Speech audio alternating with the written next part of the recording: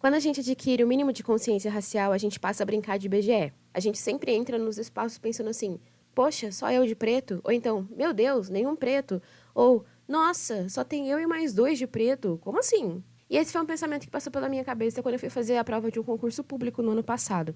Eu acho que na sala devia ter eu e mais 2 pessoas pretas. Mas alguns meses depois, a gente foi passar pelo processo de heteroidentificação.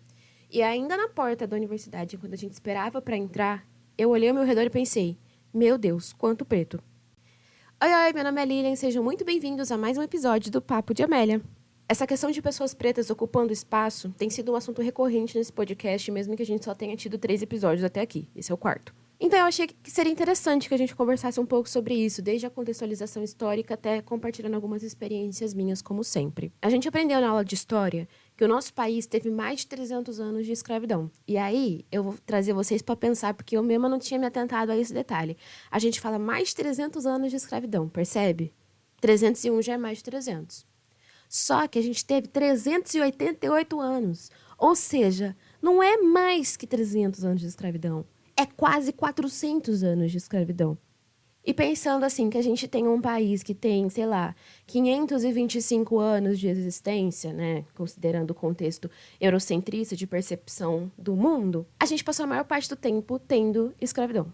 Esse ano a gente completa 137 anos da abolição da escravatura. Vocês têm noção que isso não é nem metade do tempo que a escravidão ficou em vigor no país? E um dos pontos que fizeram tanto a escravidão perdurar por tanto tempo, quanto os processos pós-escravidão serem tão problemáticos para as pessoas pretas, é justamente o fato de que as pessoas pretas não eram vistas como pessoas, né? Eram vistas como animais que não tinham alma, enfim, podia ser feito o que quisesse com elas. Quando as discussões abolicionistas começaram a ganhar força no nosso país e que resultou em algumas leis que a gente vai comentar um pouquinho mais para frente, outros países já tinham abolido a escravidão, como por exemplo os Estados Unidos, que aboliu em 1863. É um bom exemplo? Não é um bom exemplo, porque infelizmente nos Estados Unidos o racismo foi institucionalizado por muito tempo, inclusive até o século passado.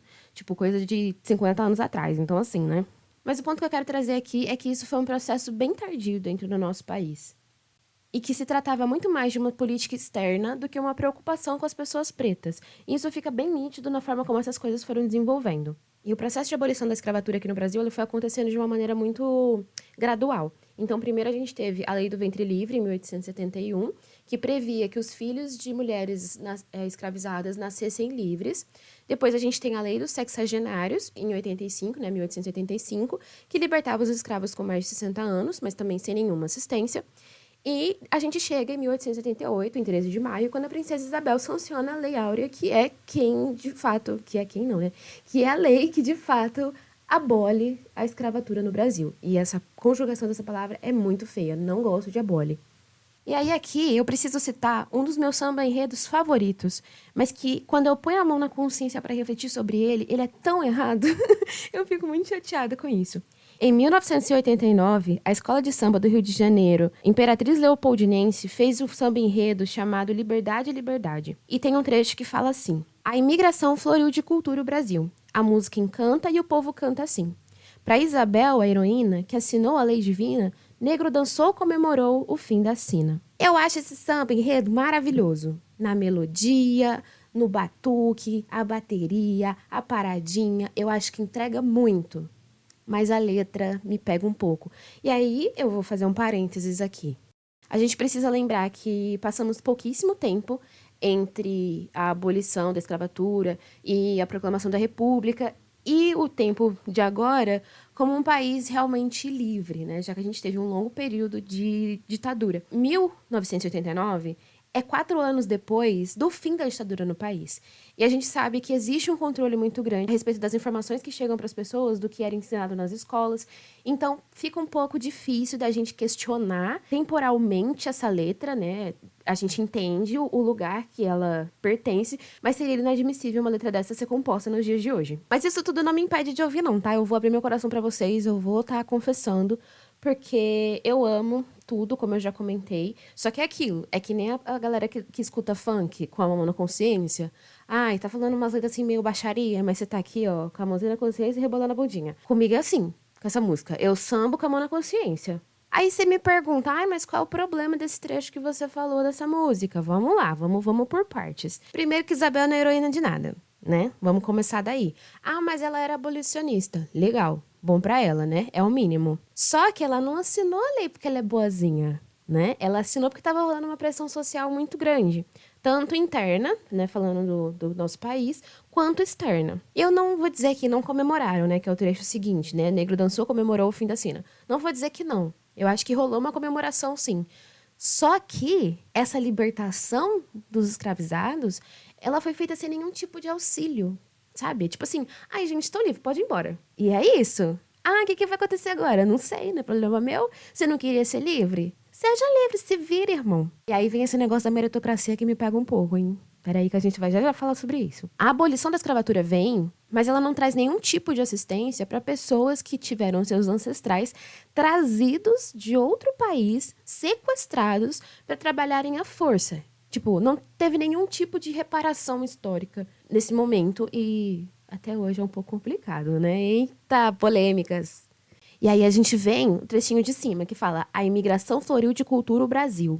Trouxeram coisa boa pra gente? Trouxeram, mas aí aqui eu vou trazer uma crítica também, né? Porque eu acho que é importante a gente refletir um pouco sobre isso, que eu tava pensando sobre esses dias, que eu tava refletindo sobre esse episódio aqui. E aí, eu achei muito engraçado, né?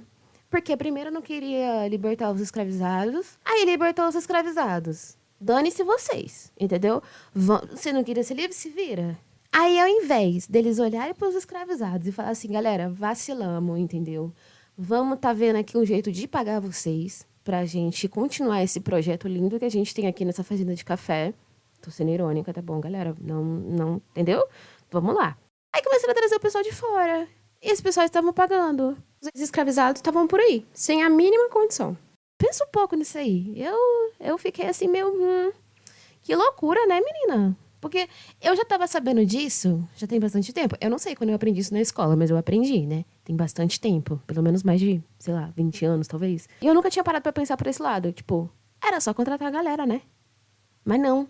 Preferi trazer o pessoal de fora. Rendeu pra gente Terra Nostra? Rendeu pra gente Terra Nostra anos depois. Mas, sabe? Não sei, gente. Não sei se tá valendo tanta pena assim essa troca. E aí, além de trazer outras pessoas e dar emprego para outras pessoas, enquanto pessoas pretas estavam sendo tratadas como lixo dentro da sociedade, né? Largadas de canto e tudo mais, ainda houve um apagamento muito grande da vivência da população preta dentro do nosso país. Um exemplo disso é o que aconteceu no bairro da Liberdade, aqui em São Paulo. O bairro que a gente tem hoje como centro da cultura japonesa aqui em São Paulo, ele já foi uma região de resistência negra, inclusive tinha um cemitério de escravizados. Só que com o tempo o bairro teve o apagamento da memória negra e foi sendo substituído gradualmente com a narrativa de um bairro essencialmente oriental, deixando de lado a importância histórica da população negra que viveu ali, que resistiu e tudo mais. E essa é uma discussão que tem voltado bastante aqui na cidade. E no ano passado rolou até uma polêmica, porque foram retiradas algumas lanternas na rua que fica a Capela dos Aflitos, no bairro da Liberdade, como uma forma de talvez tirar um pouco desse apagamento, né, da história preta nesse bairro.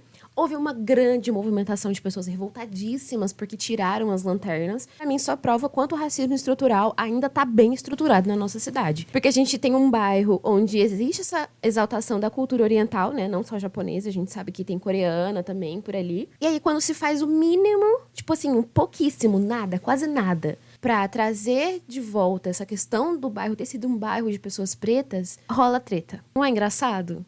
Ah, menina, ri horrores. Várias lágrimas no meu rosto. E aí, o que a gente pode fazer, né? Infelizmente, o buraco é muito fundo pra gente simplesmente pegar uma pazinha de terra, jogar e resolver o problema. Então, é uma coisa que levou tempo pra ser construída e vai levar tempo pra gente conseguir, de fato, desconstruir dentro da nossa sociedade. A gente vai viver pra ver isso? Provavelmente não, mas a gente não pode não fazer por causa disso, né? E eu nem sei aqui se eu tô falando que é uma questão de idade, né? Se a gente não vai estar vivo em questão de tempo pra ver isso acontecer, ou se é porque o mundo vai acabar mesmo daqui 2 dias, né? Porque tá um calor dos infernos nesse lugar, daqui a pouco a gente tá tudo cozido. O primeiro passo para a gente resolver isso é o reconhecimento dessa dívida histórica e a criação de políticas públicas para que a gente consiga fazer uma reparação histórica. Quando eu era mais nova, eu odiava essa ideia de cota, porque eu pensava assim, pô, mano, eu não sou inferior a ninguém, entendeu? Eu sou inteligente o suficiente para peitar o resto da galera. Eu não preciso de ninguém facilitando para mim a competição, porque eu consigo, entendeu? Então eu via a cota como uma forma de me diminuir, sabe? Tipo, você não é capaz de competir com aquelas pessoas, a gente vai te dar uma colher de chá, tá bom? Aí você compete só com a galerinha da sua classe, a galerinha que tem um raciocínio tipo igual o seu, e a gente deixa os inteligentões concorrendo entre eles. Considerava uma ofensa pessoal mesmo, tá? Mas assim, já tinha até usado cota. Eu fiz o ensino médio em Instituto Federal e lá eu entrei com cota de pessoa preta. Ai, gente, eu exponho meus podres mesmo, porque a gente tem que parar de fingir que a gente é bonzinho, que a gente tem um passado lindo, a gente não tem, entendeu? Vamos assumir aí que a gente já teve os pensamentos meio merda. Pode falar, você também já foi contra a cota em algum momento, não foi? Ai, diz que foi, pra não ficar sozinha, pelo amor de Deus. Mas a partir do momento que eu entrei na Universidade Federal, que eu tinha uma outra cabeça, que eu já estava assim, um pouco mais velha, conseguia perceber um pouco mais as nuances dessa questão do racismo, que eu estava começando a me descobrir como uma pessoa preta e entender a minha vivência preta dentro de uma sociedade, eu percebi o quanto é necessário que as cotas existam. Eu já comentei aqui outras vezes, mas durante a minha graduação tinham 2 pessoas pretas na minha turma e eu era uma delas. E é muito difícil, sabe, você olhar, começar a se perceber como uma pessoa preta e não conseguir ter identificação com ninguém que está ao seu redor. Isso é uma meleca, sabe, assim, era péssimo. E eu me lembro até que quando eu entrei pro mestrado, eu fiz uma disciplina com um professor sobre arte e tal, coisas urbanas, e a maioria das pessoas que estavam na turma eram pessoas pretas e eram a maioria das pessoas que sempre conversavam, que sempre comunicavam durante as aulas. Eu achava aquilo fantástico. Tanto é assim que eu sou muito fã de 2 artistas que estavam comigo nessa disciplina. No final eu vou passar o nome deles direitinho. E olha, hoje a gente vai ter 3 indicações, hein? Vou soltar o spoiler aqui. E foi graças a essa possibilidade, sabe, de pessoas como nós estarmos dentro de universidades que esse encontro aconteceu. Aí você fala, mas eu não entendi ainda o que você está querendo dizer falando que cota é bom. Vamos lá, vamos voltar de novo no tempo. Quando os ex-escravizados foram despejados das fazendas, convidados a se retirar de uma maneira super delicada, e não tiveram nenhum tipo de assistência do governo, de qualquer coisa, eles precisaram lutar pelo mínimo, e o mínimo era um pouco difícil de conseguir. E esse é o processo que faz surgir as comunidades periféricas, as favelas e tudo mais. Ou seja, um grupo de pessoas com pouquíssimo acesso à comida, à higiene, à educação. Então, assim, cria-se um grupo que fica sempre para trás e que não consegue estar no mesmo nível, entre aspas, de outras pessoas que têm várias facilidades. Isso me faz lembrar o filme do Mussum, que saiu, acho que tem uns 2 anos já, onde a mãe dele fala que, para ela, a parte mais importante para os filhos dela é que eles pudessem ter uma coisa que ela não teve, que era escolha. Isso me marcou muito, sabe? Eu chorei muito vendo esse filme a primeira vez. E eu fiquei pensando assim, caramba, doido, né? Porque é isso. A questão de pessoas que estão em situações de vulnerabilidade é que elas não têm a opção de escolha. Elas não podem escolher estudar em alguns casos, na maioria dos casos, né? Elas precisam sair para trabalhar, para ajudar a sustentar a casa. E isso é muito complicado, porque uma coisa é uma criança que só estuda, né? Ela tem o tempo dela em casa, ela pode só estudar. Outra coisa é uma criança que vai para a escola, vai às vezes cansada, porque passa a maior parte do tempo na rua, trabalhando, fazendo alguma coisa. E a gente sabe que cansado a gente não rende muito, né? Se um adulto cansado não rende muito, que dirá uma criança? Então, assim, que não devia nem estar trabalhando, né? Vamos pontuar isso aí que é importante também. E aí a gente fala muito sobre a igualdade. E o que de fato funciona não é igualdade nesse momento, né? É equidade. Ai, qual que é a diferença? Igualdade seria oferecer as mesmas oportunidades para todo mundo. Só que nem todo mundo tá no mesmo lugar. Tipo, eu falo para você que você tem 1 minuto para correr de um ponto de ônibus ao outro. E aí eu falo para outra pessoa que ela tem o mesmo 1 minuto para correr de 2 pontos de ônibus atrás até o último que você vai chegar. É impossível que essa pessoa chegue antes de você, ou que chegue junto com você, porque ela não tem o mesmo ponto de partida. Deu pra entender? Na minha cabeça o exemplo foi bom, mas eu não sei. Então não é igualdade que a gente precisa de equidade para conseguir garantir que as pessoas tenham as mesmas oportunidades, que estejam no mesmo nível. Eu acho que não tem nenhuma imagem mais clara que facilite essa percepção, né, dessa questão de diferença entre igualdade e equidade, que não aquela das pessoas que estão tentando ver um jogo de futebol a partir de uma cerca. Nós temos uma pessoa alta que já consegue assistir o jogo através da cerca, né, por cima da cerca. Temos uma pessoa de estatura mediana que está vendo ali só metade do campo.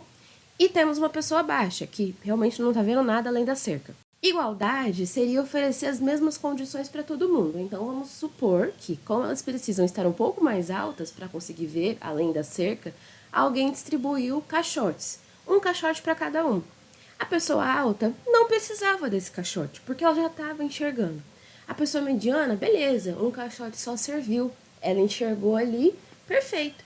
Só que a pessoa baixa não consegue ver. Para ela, um caixote só não é o suficiente para ela chegar. Percebe? Ela estava numa desvantagem maior do que os outros. Então, a equidade seria distribuir os caixotes de forma que todos tivessem a mesma possibilidade de enxergar o jogo. A pessoa mais alta não precisa de nenhum caixote, a pessoa mediana sobe num caixote é o suficiente, e a pessoa mais baixa precisaria de 2 caixotes. Eu falei tanto caixote agora que essa palavra nem tá fazendo sentido na minha cabeça mais. Que pena. Quando a gente finge essa questão da igualdade e dá, entre várias aspas, as mesmas oportunidades para todo mundo, a gente tá exaltando uma coisinha chamada meritocracia.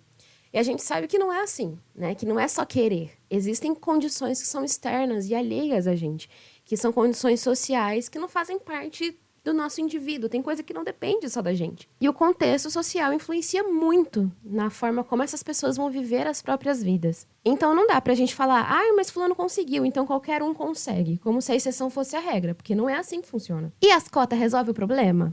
Não resolve o problema.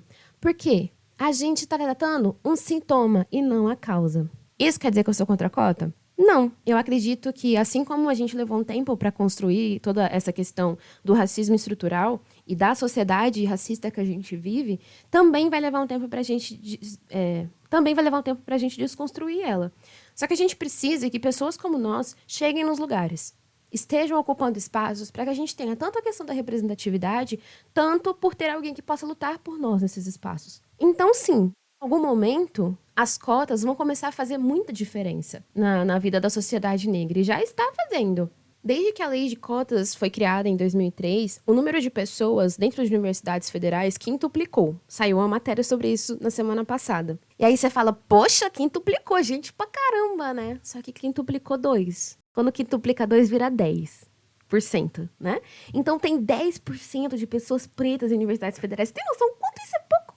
E esse número fica assustadoramente mais baixo quando a gente pensa que 55,5% da população do Brasil se considera preta ou parda, segundo o censo do IBGE de 2022. Mais da metade da população brasileira é preta ou parda, e ainda assim não estamos em números equivalentes dentro de universidades federais. Então, nós sermos 10% das pessoas que estão dentro de universidades é um número extremamente baixo ainda. Exemplo prático de que as cotas não resolvem o problema e só tratam os sintomas é que um dia na faculdade a gente estava entregando um trabalho e a professora pegou o trabalho de uma menina, ele estava completamente desconfigurado, todo torto, sabe? A BNT mandou um beijo para aquele trabalho.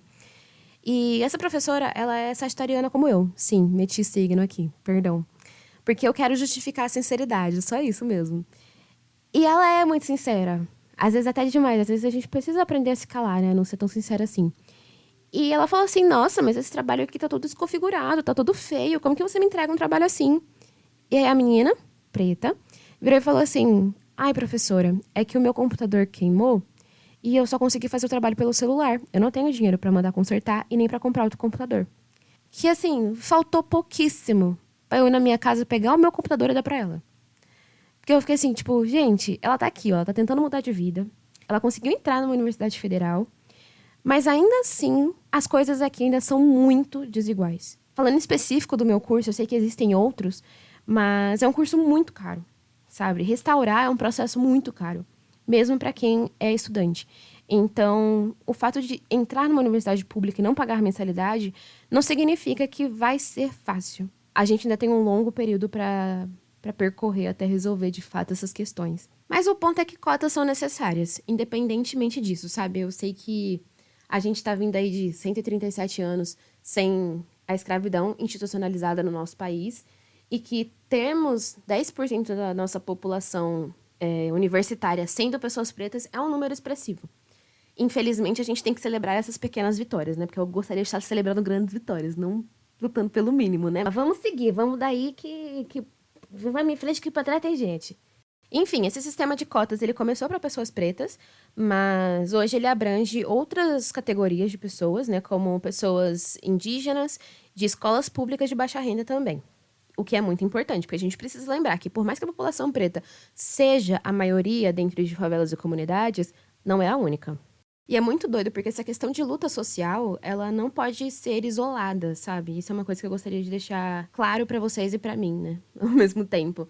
Não tem como a gente lutar por um grupo social sem lutar por todos. Então é impossível que a gente lute por um lugar dentro da sociedade, né, enquanto grupo de pessoas pretas, lutando somente pela gente. Né? A gente também precisa lutar por outras pessoas que estão sendo invisibilizadas, como, por exemplo, os indígenas. E as pessoas em situação de vulnerabilidade social e econômica. Assim como o feminismo, ele não existe se a gente não incluir mulheres trans, por exemplo. Então, todas as lutas, elas são juntas, aliadas, e a gente tem que se fortalecer a partir disso, sabe? Porque o inimigo não é o outro diferente, né? Mas, enfim, não vou elaborar muito, não. Vocês entenderam? Que senão eu vou viajar para outro canto, não precisa agora. A gente discute isso mais lá na frente, né? Tá bom, então. Só que aí, gente, nem tudo são flores, né? Nada é flor, na verdade. Às vezes é só espinho mesmo. Porque, assim, criaram o sistema de cotas. Ai, que alegria! Quintuplicamos o número de pessoas pretas presentes na Universidade Federal no país. Só essa alegria, né? Não. Porque eu não sei se vocês estão ligados, mas tem uma galerinha que não precisa dessa cota, né? Ó, vem comigo, vem comigo.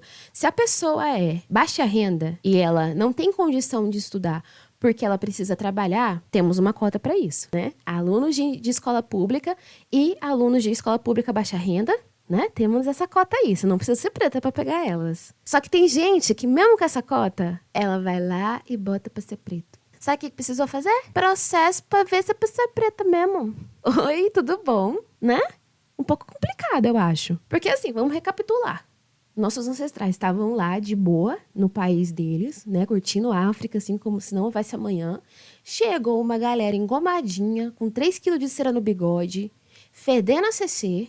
Falaram assim, galera, vou catar vocês e vou levar pra outro país, porque vocês não têm consciência, entendeu? Vocês são animais, eu vou levar vocês pra lá, vocês vão trabalhar pra mim e eu não vou pagar nada. Na verdade, não é nem trabalho, né? É outro nome que tem que ser escravidão mesmo. E aí, passa um tempo, né? 388 anos, essa galera fica sendo massacrada por esse povo. Libertam, assim, é uma coisa meio, ai, vai embora, não quero mais lidar com esse problema. Passamos anos aí, nada de lidar com esses problemas. Aí vem alguém e fala assim, gente, tive uma ideia. Esse pessoalzinho aí, tô meio largado pra nada. Né? Vamos dar uma facilitada, eles precisam, né? Vamos botar uma cota, vamos tentar resolver esse problema, essa coisa histórica, essa dívida histórica que a gente criou, vamos dar uma segurada, né? Vamos ajudar, vamos, entendeu? E aí vem alguém que não tem esse direito e tenta pegar lugar de quem precisa da cota. Eu fico revoltada.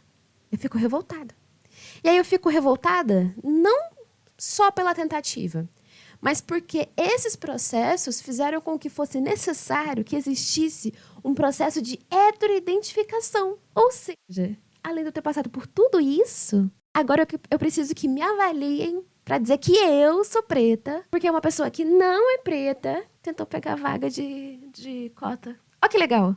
Eu sou humilhada 2 vezes. Gente, eu fico irritada com esses negócios. Por quê? Experiências pessoais. Quando eu entrei na universidade, em 2016, ainda não tinha rolado esse processo de heteroidentificação. Tipo, tinha uma banca que avaliava lá e tal, mas não era um treco, assim, grande, sabe? Então, eles olharam a minha foto, eu mandei uma declaração falando, sim, sou uma pessoa preta. Show! Entrei. E aí, em 2016 mesmo, começou a surgir essa questão da banca da heteroidentificação, porque estava acontecendo de muita gente tentar burlar essa lei. E eu vim passar por esse processo a primeira vez quando eu tentei doutorado em 2023. No mestrado eu não precisei provar também, não. A UFMG olhou pra mim e falou, é preta mesmo, tá bom, vai lá. Mas eu fui tentar o doutorado aqui na USP e eu tinha que gravar um vídeo falando o meu nome e falando que, de acordo com os padrões do IBGE, de raça e não sei o quê, eu me identificava como uma pessoa preta. E foram os 12 segundos mais difíceis da minha vida naquele ano. E olha que eu fui pra Cuba, entendeu? Tive intoxicação alimentar, mas aqueles 12 segundos falando que eu sou preta foi muito difícil pra mim. E aí você fala, ai, mas não é nada, você só gravou um videozinho, era só falar, mas ter que provar pras pessoas que eu sou preta, quando que pra eu passar racismo na rua, não preciso. E eu tenho que provar que eu mereço um direito, enfim. Não consigo nem elaborar. Aí eu pensei que eu tinha passado pelo máximo, mas não passei, podia piorar. E piorou. Lembra do concurso que eu mencionei lá no início do episódio? Pois é. O processo de heteroidentificação aconteceu num domingo e eu já fui meio revoltada. Eu falei assim, gente, nada a ver, pelo amor de Deus, que é isso? Só que a hora que eu cheguei lá, eu fiquei mais revoltada ainda. Porque assim, olhei ao meu redor, quanto preto, sim, legal. Show, vi bastante preto. Mas tudo preto tendo que provar que é preto. Porque branco tenta fingir que é preto pra pegar cota. Vê se eu posso com um negócio desse, gente. Não. Aí eu comecei a ficar revoltada ali. Entramos na sala. Todas as pessoas que estavam trabalhando ali eram pessoas brancas. E, gente, às vezes eu acho que falta um pouco de noção mesmo. Eu nem vou falar que concurso que é, porque eu não quero levar um processo de lugar nenhum. E eu ainda quero passar no concurso. O que significa que eu vou ter que passar por isso de novo. Mas, enfim, vou medicada, que a gente garante que vai dar tudo certo. As pessoas todas, pelo processo burocrático de assinar lista, pegar documento, todas brancas. Um mundaréu de gente preta, provando que era preta. E aí eles chamavam a gente, de um por um, para ir numa sala e ficar de frente com a banca, onde eles iam avaliar se a gente era preto ou não, tirar uma foto e gravar um vídeo para mostrar. E, de novo, eu tive que falar que meu nome era Lília, mas dessa vez eu não precisei falar que eu era preta. Eu só falei o número da minha matrícula no concurso. E eu tava me sentindo com tanta vergonha fazendo aquilo que eu nem consegui olhar para as pessoas na banca. Então eu não consigo nem dizer para vocês quantos por cento daquela banca eram de pessoas pretas. Eu só sei que eram 6 pessoas, porque eu li isso no edital. Eu poderia ter pesquisado sobre quem estaria na banca, porque eles divulgavam essa informação, mas eu não procurei, porque eu tava me sentindo muito exposta ao ridículo, sabe? Tava me fazendo muito mal aquela situação. Então eu só queria que aquilo acabasse muito rápido. E eu acho isso de uma, assim, eu não sei se existiria uma outra forma mais segura e menos humilhante disso acontecer, né? Que não a gente ir lá se expor como pessoas que... Porque é isso, sabe? A gente já passou por uma humilhação de 388 anos, 525 anos no total, e a gente segue nisso. As pessoas que de fato estão fazendo coisas erradas, elas passam ilesas por isso. Porque quem é branco e mentiu que é preto não foi lá provar que é preto. A gente que se expôs ao ridículo. A gente que teve que sair de casa para passar por aquilo. E acho isso muito problemático. Inclusive, até a minha mãe, que é branca, ficou revoltada com isso. Sabe? Então, assim, é bem, bem chato mesmo. Ela até tinha falado, às vezes podia fazer essa verificação através de foto, né? Já que manda o documento e tal. Mas, infelizmente, a gente sabe que algumas pessoas fazem alterações nas fotos para mandar, para, né, serem eleitas como pessoas pretas e conseguir pegar a cota. Então, talvez isso não resolvesse. Mas talvez, assim, a grande massa, olha, olhei essa foto do documento aqui, achei meio estranha. Vamos convidar você para vir aqui? Sabe? Chama essa pessoa no particular. Chama só essa pessoa. Entendeu? Porque eu acho que é um pouco demais pra gente. E não precisa de mais isso. Agora eu parei pra pensar aqui e vi que esse episódio ficou meio bad vibes, né? Desculpa.